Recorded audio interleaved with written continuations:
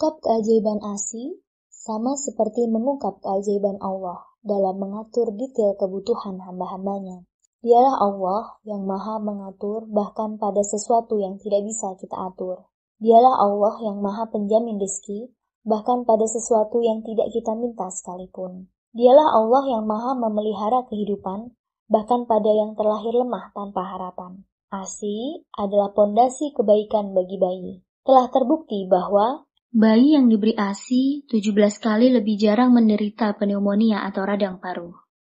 Bayi yang diberi ASI lebih terlindungi dari penyakit sepsis atau infeksi dalam darah yang menyebabkan kegagalan fungsi organ tubuh dan berakibat fatal berupa kematian. Waktu menyusui yang lebih panjang dapat melindungi bayi dan anak dari asma atau mengurangi terjadinya serangan asma pada anak kecil. Resiko menderita asma meningkat bila pemberian ASI eksklusif dihentikan sebelum 4 bulan.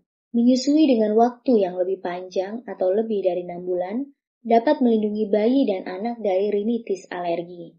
Resiko dirawatnya bayi yang disusui eksklusif selama 4 bulan karena penyakit saluran nafas 3 kali lebih jarang daripada bayi yang diberi susu formula. Bayi yang diberi ASI eksklusif 25 kali lebih jarang menderita diare fatal yang menyebabkan kematian. Persentase bayi dirawat di rumah sakit karena diare, 53% dapat dicegah tiap bulannya dengan memberikan ASI eksklusif. Bayi yang diberi ASI selama 6 bulan atau lebih jarang menderita kanker, leukemia, dan limfoma maligna. Pemberian ASI mengurangi resiko diabetes atau kencing manis.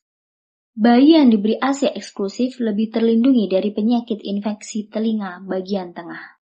Bayi prematur dengan berat lahir sangat rendah, namun mendapat ASI eksklusif, akan terhindar dari kebutaan karena ROP atau retinopathy of prematurity. Pemberian ASI eksklusif selama 3-5 bulan mengurangi risiko obesitas atau kegemukan sebesar 35% pada usia 5-6 tahun. Pemberian ASI eksklusif mengurangi risiko bayi kekurangan gizi. Pemberian ASI mengurangi risiko terkena penyakit jantung dan pembuluh darah.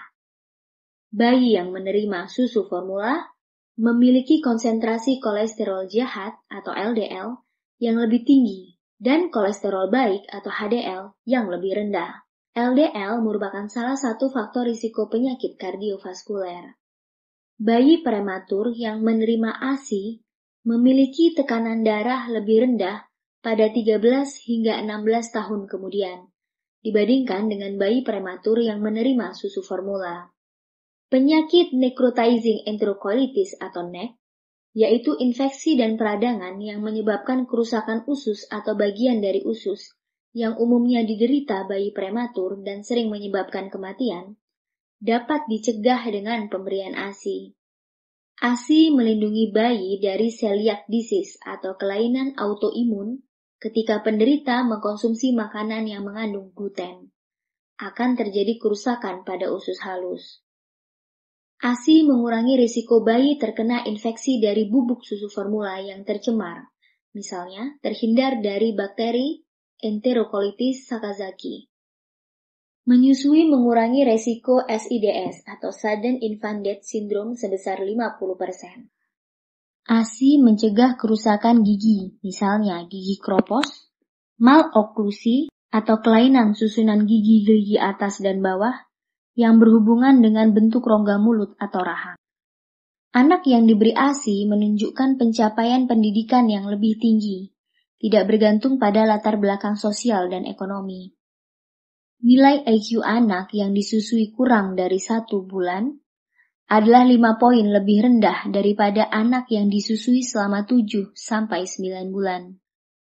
Menyusui dengan jangka waktu yang lebih lama berhubungan dengan hasil tes intelijensia dan kemampuan bahasa yang lebih tinggi. Sebaik-baik rezeki bayi adalah ASI. Patuhi perintahnya untuk menyusui, karena di balik perintah menyusui ada bukti bahwa dialah Allah yang maha melindungi dengan caranya.